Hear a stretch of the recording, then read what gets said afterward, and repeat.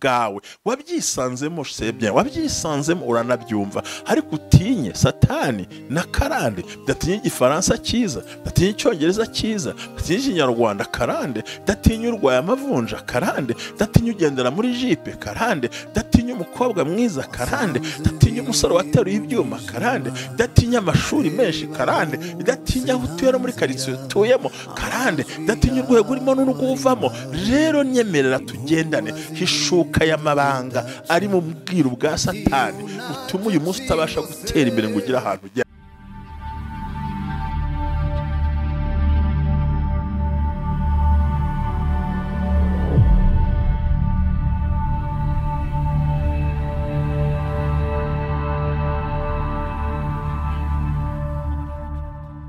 Nongeye kubaramutsa cyane mwe mwese mukurikirana umwe bw'abera minisitiri tubashimira uburyo mukomeza kutwereka ko mudukunda mutwereka ukuntu mukora comment mutwereka ukuntu mukora shares turabira tuneza cyane tugashima Imana ibampera umugisha uko bisanzwe na Pastor Jean Baptiste ubakunda kandi nka bumwe basengera ku manywa nanje ngo mpamagara ndahari hamagara uko bishaka aho uri hose nakumva yego nkaho namagara kukambura ariko iyo mbonye ko amagenda gushakisha ngira ngo benshi mwamenya ko twagiye tunavugana Imana ibaha umugisha. Rero mu munsi washize wa 45 twababwiye ku magambo yerekana ngo niki wakora mu gihe warose uginyama mbereka impamvu nyinshi cyane n'intambwe 5 watera ariko uyu munsi mbabwire ngo ikintu gikomeye cyane kuki buri gihe satani yihisha mu mpamvu za karande kuki ugiye satani hisha muri ubwo buryo hanyuma ndaza gusoza mbwira ngo mukomere kandi mugubwe neza Imana ibampera umugisha. Nongere mvuge ngo umuntu wavuze ngo warose urya ibigori humura nzakubwira nawe warose umvuga ngo wabonye umuntu inshuti yawe ngo arimo akuroga ngo nyuma nguza kumushaka ntiwamubona byose narabibonye narabikurikiranye ariko tuzabisobanura muri iyi minsi hano tuzanabiganiraho tuzanabivugaho tuzanakomeza turebe twinjire cyane ariko numvise kuri uyu munsi wa 46 tugomba kuganira ku kintu cyitwa ese koko Bibiliya ubwayo noneho niki bivugaho niki bitekerezaho niki wakora mu gihe umaze kubona ko twamaze kubona ko kurota inyama kenshi harimo ibintu bibi byose urupfu gupfakara gupfusha umwana gukuramo inda guhomba ibintu byose bisa nabyo ndetse n'ibyaha by'ubusambanyi yurose cyane ntamwa kuzana inyama mu rugo zitogosheje kari amagambo azakuzaho byo nababwiye murabyibuka mwese murabisobanukiwe rwose Imana ibampera umugisha ndibwira ko akubisubiramo ntacyo bintwaye rwose ukubwira ngo kurota urya inyama bisobanura iki hariho gupfa byihuse nabikubwiye hariho kubona ibintu bikomeye ku buzima bwawe ikindi kubona urya inyama mbega inyama za bifu n'inyama z'inkubundi akenshi cyane aho bigaragara ko mu rugo rwanyu hariho icyaha cy'ubusambanyi umwe ashaka guca inyuma undi undi agaca inyuma undi hanyuma ngo bekwiriye ko iki kwera ikintu kuganira mu kumvikana kugira ngo mubashe kubaka urugo rwanyu kandi mubashe gutsindagira urukundo rukaguma hanyuma kurya inyama zokeje nabwiye ko bisobanura ko ari amagambo mu mitego uzagenda uvugirwamo witonde mu mitego mu bintu biri imbere hari umutego w'amagambo akuriho kandi agutegereje nk'umugambi wa satani ku buzima bwawe kugira ngo utakomeza umurimo mwiza urimo ukorera Imana ikumpera umugisha Imana ikugire neza kandi Imana igutabare Imana ikurengere kandi Imana ikwambika imbaraga kireza ku murimo w'Imana no kuwutekerezaho cyane no kugira ngo tukubwire ngo ni byiza ko ukwiye kwisengera Imana hanyuma rero ukamenya ko urose utogosa inyama birakwibutsa ko ukwiye kubika ibanga ry'akazi kawe kubera ko imbere hari umugambi mubi. Rero abantu b'Imana twabonye ibintu byinshi cyane ku nyama turasobanukirwa tubona ko hariho gusenya ubuzima bwawe hari imbaraga z'abarozi barimo barakoresha abawe baragutwara abawe ibyo ni ibintu twagiye tuganira ariko by'ukuri bifite aho bihishe na za karande zikurikirana. Uyu munsi rero wa none nifuje ko tugera ku somo tuganira ku kintu gikomeye cyo kwibazwaho aho tubona amagambo agaragara mu gutegeka kwa kabiri. Iki ni ikibazo ukwiye kwibaza. Ese kubundi ko karande iva he? Karande ikomoka mu byaha. Karande ikomoka mu bigirwamana abantu basenze. Karande ikomoka mu bintu abantu bateze baha Imana na buhoro bityo bikafekta ubuzima ariko wagize amahirwe mu minsi yashize Imana yo irakuburira iranakwiyereka urahishurirwa. Bivuze ngo ronga amagambo turimo tuganira ntako bisa wagombye gusobanukirwa ku mugambi w'Imana n'imbaraga z'Imana no gukora kw'Imana no kwinjira mu isezerano mu buryo budasanzwe. Yesu akumpera umugisha, Yesu agukomeze kandi Yesu akwambika imbaraga. Harageze ko usobanukirwa urugamba urwana narwo rwari rwo, ugasobanukirwa ibiguhiga ibyo ari byo, ugasobanukirwa n'ibiki inkurikirana ku manywa na nijoro kugira ngo mbashe gutsinda. Erega iyo ubumwe bw'abera minisitiri twahagurukiye guhishura imigambi yose ya Satani n'abambari ba Satani. Twahagurukiye kumurwanya tukwereka ngo nyura hari umutego. Niyo mpamvu nawe wagombye kubimenya ugasobanukirwa. Twakubwiye inzozi zitandukanye, n'ejo tuzakomeza kuri inzozi zitandukanye. Bisaba ko ukwiye kwegera Imana, ugasenga Imana, ukamenya Imana, bityo ukabasha kubohoka, bikugeza mu ntsinzi y'ukuri, biguhagarika hakwiriye, biguha gutsinda no gukomera. Menya impamvu uhomba, menya impamvu urwaragurika, menya impamvu indwara zidashira, menya impamvu umusenyi ngo, menya impamvu abana bakunaniye, menya impamvu banywa ibiyobyabwenge, menya impamvu cya cy'ubusambanyi kikwizingitiraho, menya impamvu inzoga zitakurekura, menya impamvu urushako rukunaniye, menya impamvu nta buzima ujya ubona, menya impamvu naho wagiye ko bitagenze neza, menya impamvu urubyaro rwabuze ku buzima bwawe. Umenye ngo ibyo bintu bifite inkomoko n'isoko, bifite iyo biva, bifite iyo bigana. Icyo bishaka ni ukugira ngo urimbuke ntacyo ugezeho, kandi uzahora ufite ubuzima bubi nawe bye babeho nabi. Ariko Imana ishimwe ko ubumwe bw'abera ministries, intego twihaye ni ukutabikira amabanga ya Satani, tukamumenera amabanga ku mugaragaro, ahubwo nawe ukegera tugasenga, abantu bagakurwaho iyo miruho yose. Ikiganiro cyose nababwiye ngo iyo ukunze kurota inyama cyane, hari igihe bisobanura yuko muri deliverance cyangwa mu kubohoka kwawe bitazahagukundira, kuko hari igitugu cya Satani ku buzima bwawe. Wasengesheje henshi, watanze n'ibitambo, nawe urabyivugira, ariko uracyasanga ukiri kuri meme level y'ibyo wari wasabye, ahubwo uyu munsi wageze hasi ku itapi ku buryo no kuhikura bitazagukundira. So icyo nta kindi bisobanura rero, nuko hari igitugu cya Satani ku buzima bwawe, hari igitugu cya Satani ku biguhiga, hari igitugu cya Satani ku buzima bukomeye, hari igitugu kibi cyane gishaka kumanura ukagera ku itapi hasi, ariko ntiwemere, ntubyakire. Si wowe wabyizaniye, ariko ugomba kubyirukana. Haleluya! Si wowe wabyizaniye, ariko ubasha kubyirukana. Si wabyisanzemo, ubasha no kubyirukana. Ntabwo ari umushinga washoye n'ababikoze ku bwende bwabo. Izo ni imbaraga zibasha gusenya ibyo bintu bikavaho, warangiza ukuzura imbaraga z'Imana. Si wowe wizaniye gupfakara, wabyisanzemo. Si wowe wizaniye gupfusha, wabyisanzemo. Si wowe wizaniye guhomba, wabyisanzemo. Si wowe umva wavutse ubisanga imyaka n'imyaka, ariko you are the one to break it.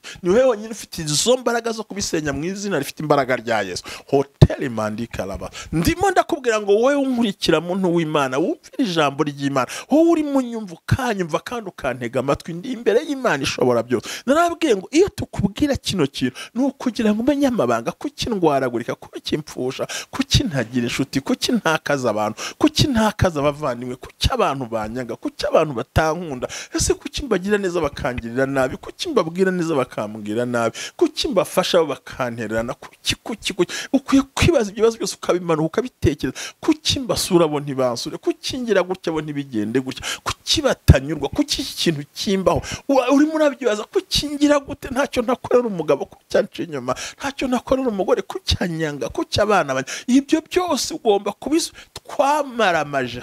Oh haleluya! Twamaramaje gusenyera Satani n'ingabo ze zose, tumena amabanga yari mu bwihisho, tujya mu mabanga tukayasesengura, tukabwira ngo Satani yigushuka, wabyisanzemo, ariko ufite imbaraga zo kubisenya wowe ubwawe. Wabyisanzemo sebye, wabyisanzemo uranabyumva, ariko utinye Satani na karande. Datinye igifaransa cyiza, datinye icyongereza cyiza, datinye ikinyarwanda karande, datinye urwaye amavunja karande, datinye ugendera muri jipe karande, datinye umukobwa mwiza karande, datinye umusore wateruye ibyuma karande, datinye amashuri menshi karande, datinye aho utuye no muri karitsiye utuyemo karande, datinye urwego urimo n'urwuvamo. Rero nyemerera tugendane, hishuka y'amabanga ari mu bwiru bwa Satani butuma uyu munsi utabasha gutera imbere ngo ugire ahantu ugera. Hari amabanga uhishwe, hari n'amabanga utumva.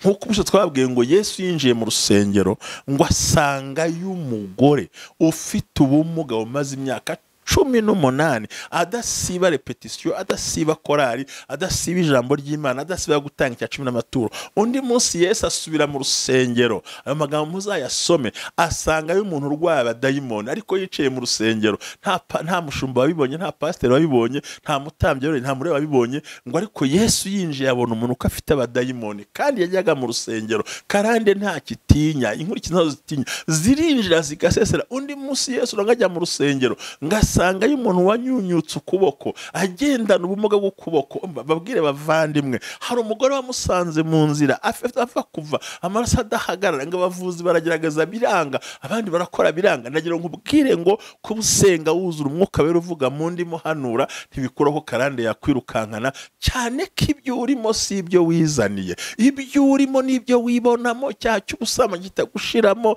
inyota rudashira mu buzima bwawe, kumva ngo abantu bagukunze ugasanga bagukunda bose nta nakamaro bazaguhabona, abantu bari aho ngaho bakumva bagushora mu mitego no mu byaha no mu bindi byose. Ibyo byose ubwo umuntu ndarwana n'iki? Ubwo rero n'ubwiru bwa Satani bwari bwarahishwa abantu, bituma abantu bisanga mu kababaro, bumva barigunza, hamwe bagera bagasenga n'Imana nta buryohe, bakumva bavuga ngo Imana bimariye iki, bivuze iki, bikora iki, igihe nasengeye byamara iki. Ugasanga uri muricuza nkaho hari amakosa Imana gukoreye, ariko kumbi n'amabanga ya Satani yahishwe ku buzima bwawe, ahishwe icyerekezo cyawe.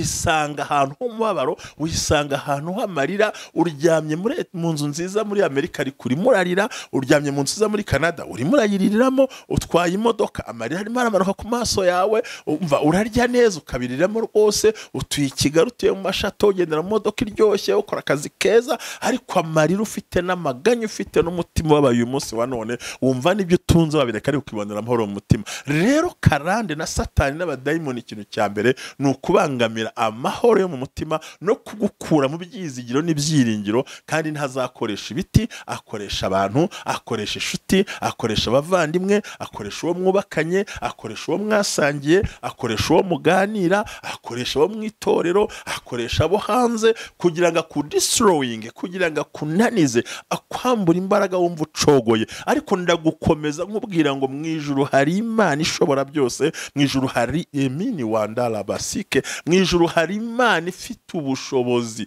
bwo gusenya, kandi byarabiguhaye. Nkugaruremo iri jambo nkubwire ngo si wowe wabyizaniye, si wowe wabyihaye, wabyisanzemo, ubyibonamo, ubivukiramo, ubigenderamo. N'uyu munsi bimwe biraguhiga, ariko ufite imbaraga zo kubihagarika, ufite ubushobozi bwo kubisenya, nta kindi urebyeho. Wibitsemo imbaraga zihanitse zo kurangiza umugambi mwisha wa Satani ku buzima bwawe. Muri we harimo intwaro zo mu mwuka wera zo kurangiza umugambi wa Satani ku buzima bwawe, ku bawe nawe ubwawe, naho werekeza, naho ushaka kujya. Wifitemo ubushobozi bwarandura ikintu cyose cyaguhigisha uruhindu. Erega kuba abantu bakwanga si uko nta kiza bafite, ariko nibwo buryo banahisemo. Ariko ibaza impamvu nawe, kuki bakunda bakakwanga, kuki basura ntibagusure, kuki babwe neza bakubwira nabi, kuki bafashije bagusuzugura, ese kuki ugwa mu mitego ya buri munsi hato na hato, ese kuki urana ikibazo cya hato na hato buri munsi. Ariko ni ikihe kibazo gihari? Ni izihe mpamvu zihari zituma uyu munsi wa none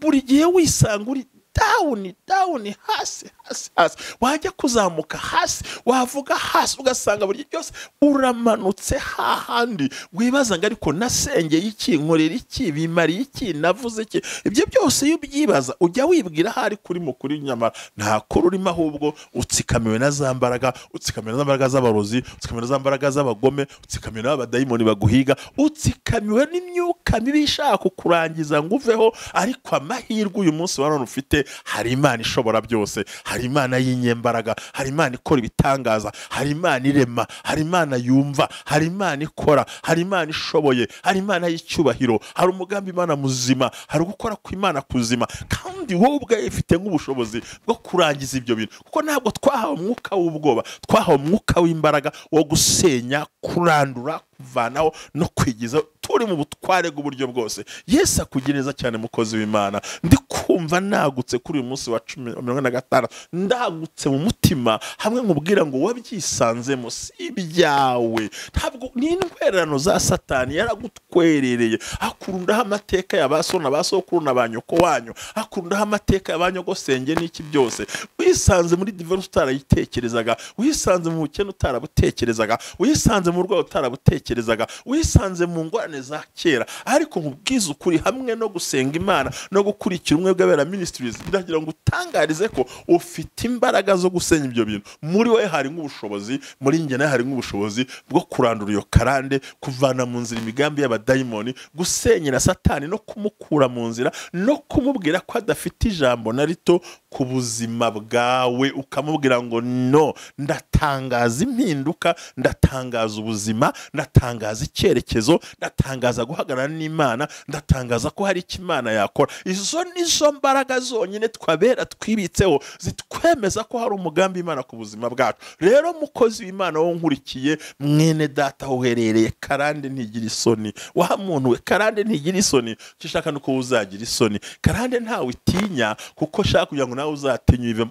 ariko wibitsemo imbaraga, wibitsemo ubushobozi, wibitsemo gukora, wibitsemo ibintu biremereye byatuma ubasha gutsinda urugamba no kwiyerekana nk'umwami w'amahoro kandi mwamukora ibitangaza mu izina rya Yesu. Imana ikumpera umugisha, Imana igutabare kurengere. Ndacyavuga kuri aya magambo, buriya hari ibintu wibonyemo, kandi ibyo wibonyemo ntabwo ubasha kubihakana kuko ufite iyo ubikomora.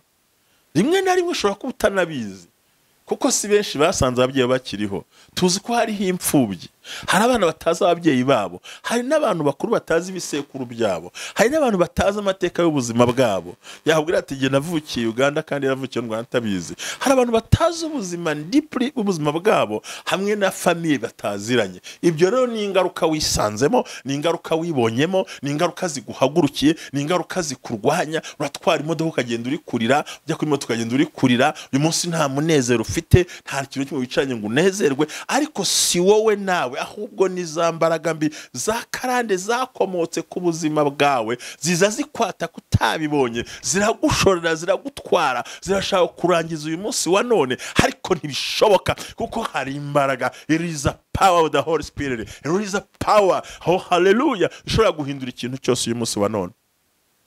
Ndagira ngo mbwire ngo ndimo ndatangaza izi imbaraga. Umutima wanjye wagutse kuvuga icyo kintu. Lopini wandala Masai Kerima.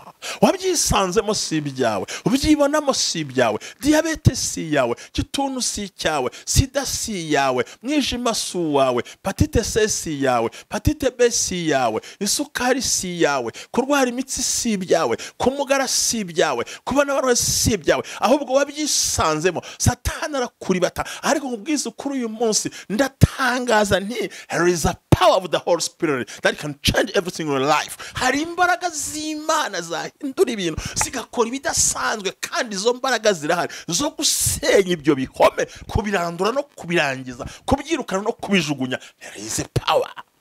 Hallelujah. There is a power of the Holy Spirit. Yahindura ibyo bintu ukabinduka, ukavuga ngo ndateye imbere. In your future, in your spirit, ala bakonda la masikele bola, lele mandaya kotele bosi. Hari imbaraga nubwo ubona ko bikuryamye hejuru, ariko uyu munsi ndatangaza impinduka ku buzima bwawe. Wowe nkurikiye ukanyura, byizere gusa. Wakora kuri telefone, wakora kuri ekara, byizere ko hari imbaraga zimanukiye muri uwo mubiri wawe kugira ngo zigire ikintu gihindura kuri uyu munsi w'amasengesho. Izi ni imbaraga ndi kwiyumvamo. It is a power of the Holy Spirit. There is a power. Hallelujah. There is a power. There is a power on the fire mandikelebo. Hari imbaraga zishoboye gusenya ibyo bintu byose kuko wabyisanze musi wabyizaniye, ariko ufite imbaraga zo kubisenya wowe ubwawe. Wahagara mu masezerano, nkundira ukore kuri telefone, nkundira ukore kuri iyo kara yawe, nkundira ukore uri kubyumvira. Gira kwizera, nzamurira kwizera mu mutima. Iyo sukari si yawe, iyo diabete si yawe, hepatite si yawe, ibyawe, iyo ndwara si iyawe, kutabyara si ibyawe, gukuramo inda si ibyawe, ni ibintu Satani yagutwerereye. Kuri uyu mugoroba izo ntwaro zose ndazikubita, ndazimena, ndazijugunye mu izina rya Yesu. Ni umunsi wa 46, ni umunsi wo kubaho, kukinjira mu isezerano. Jya muri gakondo y'imbaraga, jya muri gakondo y'isezerano, jya muri gakondo ishobora kugeza ahantu kure. Witinya, wigira ubwoba, hagarara hakwiriye, hagarara humva ukwiye gusenya. Ikibazo ntabwo ari ibyawe, wabyisanzemo ariko ufite imbaraga zo kubyikuramo, wabyibonye ufite imbaraga zo kubivamo. Byarakugwira, ubasha kubisenya mu izina rya Yesu. Imana ikumpera umugisha wo nkurikiranye cyane. Urimo ndeba ndakubona, namwe ndeba ndakubona cyane. Toronto ndimo ndakwitegereza, Ottawa ndimo ndakwitegereza. Ntabwo navuga imijyi yose yaho ngaho. Quebec ndimo ndakureba. Kuri urihebye urumva gupfa ntaryo bintu byakungura. Wowe uri muri Quebec ndimo ndakubona, ndimo ndakureba, ndimo ndakureba, ndimo ndakubonesha amaso yanjye hanicaye ahangaha i Kigali mu Kiyovu. Wowe dore urumva ibintu byarangiye, deja bamaze no gushaka umwavoka kugira ngo utangaze divorce. Ariko kano kanya ukimara kubona kino kiganiro, hagarika ibyo bintu. Imana ihinduye umutima w'uwo muntu. Lemikutala mesando lebaye, hindura. Waracetse ariko uyu munsi Imana iragutabaye kandi Imana ivuganye nawe. Izi ni imbaraga ukwiye kwicara ugatekereza, ukumva ko hari amasezerano asenya ibyo bintu byose. Ntiwabyisanzemo, wabyibonyemo, wabyihagaze, wasanze bihari, ariko ufite imbaraga zo kubisenya. Oh haleluya, ufite imbaraga zo kubisenya. Bicaniro ndabikubita byose, biguhiga ndabikubita n'ukuri muvandimwe. Ubwo burwaye n'ibindi byose biguhiga, kubagwa kwa buri munsi n'akajagari k'abadayimoni ku buzima bwawe, ndabisenyesha imbaraga zira. Nakubwiye ngo hari imbaraga z'umwuka wera, hari imbaraga zibasha kurema, hari imbaraga zibasha guhindura, hari imbaraga zifite icyerekezo kizima, hari imbaraga zishobora byose mu izina rya Yesu. There is a power of the Holy Spirit. There is a fire. Oh hallelujah. There is a fire no mindi wandaya. There is a fota kolia monde sai. Imani hindo mi fai se kenya malama. Le meta ini fola masise nima inde mikola basa. Ndimo ndabona urwaye ibirenge nakubonye, kandi urwaye ikirenge cy'iburyo, kandi imitsi yazamutse kugenda byanze. Ndagutegeka kano kanya mu izina rya Yesu, kandagira ikirenge gigende. Izere ko bishoboka. Kora kucyo ufite, umvira ijambo. There is a power to change everything in your life. Hari imbaraga zihindura ibintu. Oh haleluya, kuna nguvu za Roho Mtakatifu. Oh haleluya. Namuru namuru ndategeka imbaraga zose mbi in the name of Jesus. Kwa jina la Yesu natangaza maisha mapya, natangaza maisha mapya kwa juu yako. Haleluya, haleluya, haleluya, haleluya, haleluya, haleluya. Yo karande ntikurandarandeho, yo karande ntigutindeho, yo karande ntiguhagarareho, yo karande ntikwicareho. Ufite imbaraga, nanjye ndazifite. Twese twakora umurimo kutarama sandore bagusenya ibyo bintu byose. Tuvane izo mbaraga mbi. Ndimo ndakureba, aho ntakubona ni hehe? Uri mu Faransa ndimo ndakubona, Belgique ndimo ndakubona, ayiwe mbonye undi muntu munezera, ndakwitegereje muvandi. Mbona neza ko imbaraga z'abarozi hari ipusi zaguteye nyinshi cyane, ariko uyu munsi wa none reka mvuge ngo hari Imana ikoze ibitangaza. Hari imbaraga, hari imbaraga. Mwuka wera w'Imana amanuka senye, amanuka kubite hasi, mpinduka zigaragare. Abarozi baburi ijambo, bagume baburi ijambo, baguhiga baburi ijambo, baburi ijambo, bagushaka baburi ijambo, bagushaka baburi ijambo. Guhagaritsa hakwiriye, guhagaritsa hemye. Sohokamo, hagarara neza, hagarara mu butware mu izina rya Yesu. Ndakwirukana mu bwo burwayi. Ndimo ndakubwira ngo iyo nda yawe itabyara umwana naboneke mu izina rikome foria moniama. Kumana icagasuzuguro k'abadayimoni, ica imbaraga mbi. Ku munsi wa 45 Mwuka wera akora ibitangaza muri wowe. Ndimo ndabona Imana ikora impinduka. We mwijosi Imana ikoze impinduka, mu ndi Imana ikoze impinduka, ku birenge Imana ikoze impinduka, ku mugongo Imana ikoze impinduka. Akira impinduka y'Imana, akira amateka mashyashya, akira ubuzima bushyashya bukwinjiza mu isezerano, ubuzima buhindura icyerekezo, ubuzima bukujyana kure cyane, ubuzima bugukomera.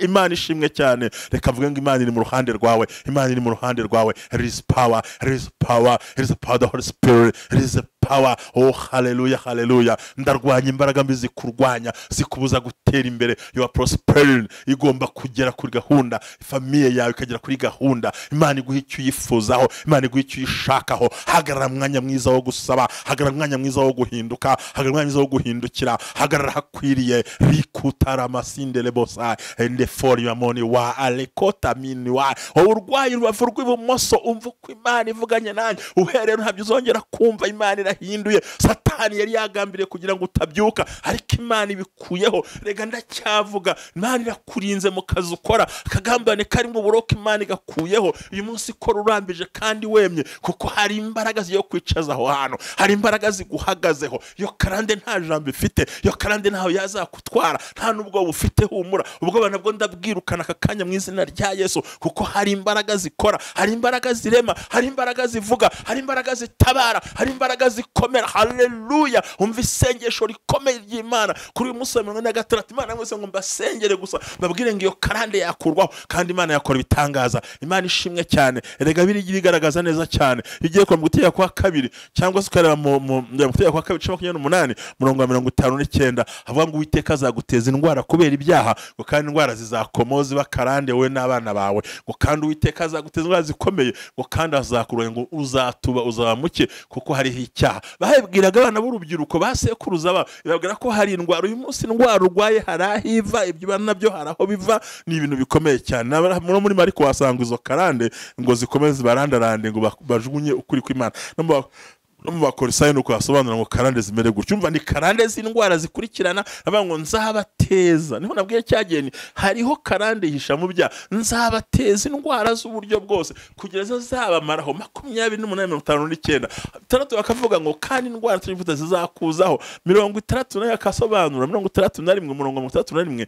hagasobanura ngo kandi nibyo ntavuze mu mategeko bizazaho. Itaratu bakavuga ngo kandi nkubwiza ukuri abahe bazatuba ntibazigera bagwira kubera iki cyaha twakuye kwa basogokuruza, kwa ba mama wacu, kwa ba masenge, aho tuvuka, aho dukomoka, badukoresha, abo dukorana za karande nyinshi zihurirana kugira ngo zikunanize. Ariko pikura mandike la basai izi saha muri uyu munota ndakubwira ngo hari impinduka. Wewe byizere gusuhagarane nanjye, kandi nukuri wakora kuri telefone, wakora kuri televiziyo, wakora ahantu hose, nagira nkubwire ngo there is a power. Oh hallelujah! Hari imbaraga.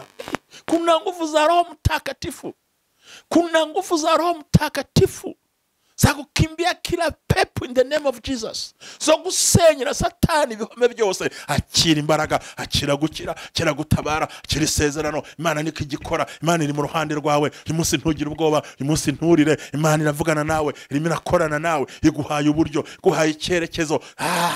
Yoza wandikele mani ya bola fe liwindi kupini foda ya sisle. Bivuze ngo Imana yawe ihagararanye nawe kugira guhereza icyo warabuze. Imana ibaha umugisha, Imana ibarengere, Imana ibatabare. Indwara urimo ntago arizo wisanzemo, nizaveho udatekereza, ariko Imana ishimwe wabyisanzemo ubasha kubihagarika, wabyibonyemo ubasha kubihagarika, kuko hari imbaraga, hari imbaraga, hari imbaraga, hari imbaraga z'umwuka wera, hari imbaraga zirema, hari imbaraga zikora, hari imbaraga zivuga, hari imbaraga zitabara. Wowe uri hano i Kigali mwirukanye umwuka mubi, mwuka w'igifungo, mwuka w'ubugome, mwuka wa daimoni kagambane ku buzima bwe. Ibyo byose Satani bikora kugira ngo unanirwe, ariko nawe uyu munsi izo mbaraga zirahari. Akira gutera imbere, akira kubaho, akira isezerano, akira ubuzima, akira gukomera, akira gutabarwa, akira kurengerwa. Hagarana nanjye gusenya izi karande. Utabishoboye hamagarira mu tugusengere, ko tugeze ahantu umuntu avuga ngo ni fire,